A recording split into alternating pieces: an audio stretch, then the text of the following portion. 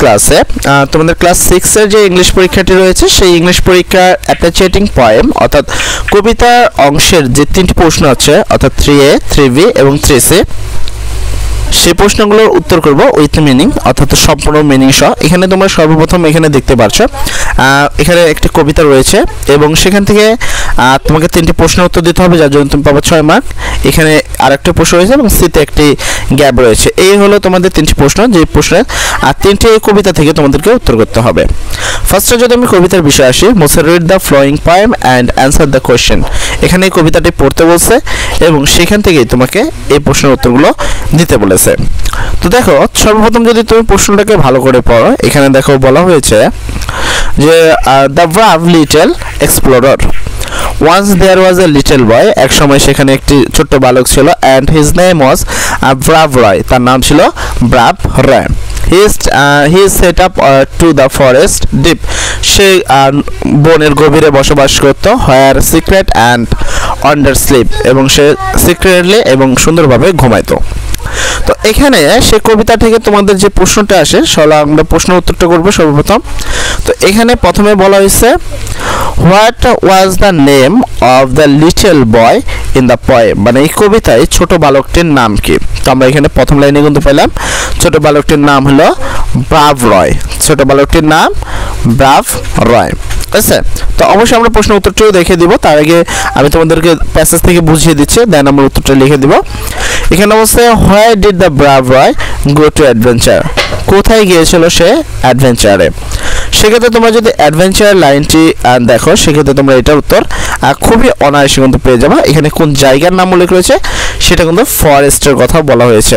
And C number প্রশ্নে যদি আসো, সি নাম্বার প্রশ্ন হচ্ছে where did the brave fight into the crab. এবার চলো এই দুটি প্রশ্নের উত্তর দেখে নেওয়া যাক।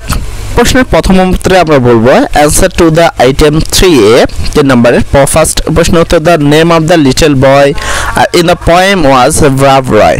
2 নম্বর প্রশ্ন উত্তর লিখব brave Roy went to the forest deep in his adventure.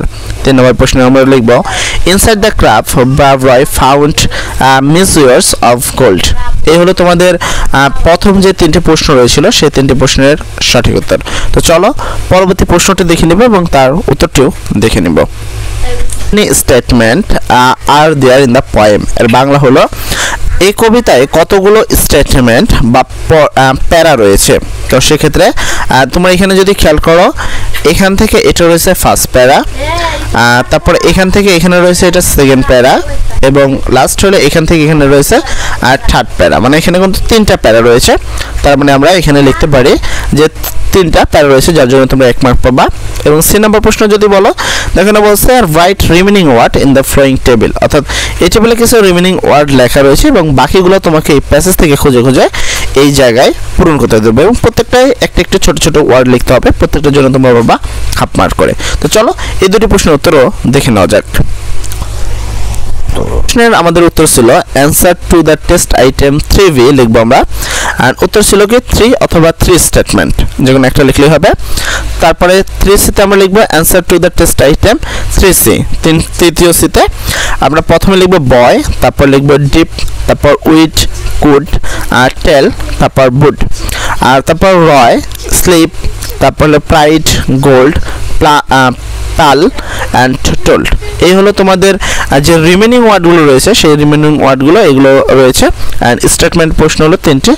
এর হলো তো তোমাদের 3A 3B এবং 3C 3টে প্রশ্নের সঠিক উত্তর। অবশ্যই স্ক্রিনশট দিয়ে নিবা। আরেকটা কথা, তোমাদের এই ইংলিশ পরীক্ষার বাকি সকল প্রশ্নপত্রের সঠিক উত্তর অলরেডি আমরা আমাদের এই চ্যানেলে আপলোড করে দিয়েছি। যাদের সেই সকল প্রশ্নপত্রের সঠিক উত্তর চাই তারা চলে যাও এই ভিডিও ডেসক্রিপশনে, সেখানে গেলে তোমরা একটি প্লে স্টোরের লিঙ্ক পাবা, সেখান থেকে এই বাংলা পরীক্ষার সকল প্রশ্নপত্রের সঠিক উত্তর তোমরা খুঁজে নিতে পারো। সর্বোপরি কথা, সবাই ভালো থাকো। আসসালামু আলাইকুম।